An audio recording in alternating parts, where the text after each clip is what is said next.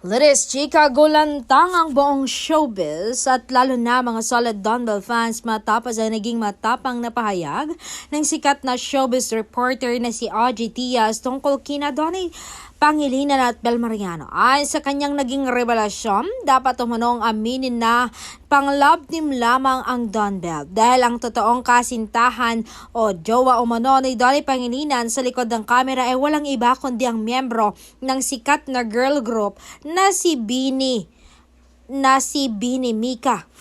Gaano nga ba katotoo ang chismis na ito? Na nagpapasiglab ngayon na matinding bardagulan sa social media, pero ito'y chismis lamang, walang katotohanan. Bakit hindi pa nila tinitigilan ang Don Bell? Umami na nga sila na sila na nga. Bakit ang 80-80 ngayon ng mga marites at bashers ngayon na hindi nila matanggap na ang Don Bell ay totoong nagmamahalan? Ay sabi nga ni Bini Mika na kaibigan ng dalawa, nagmamahalan daw ang Don Bell.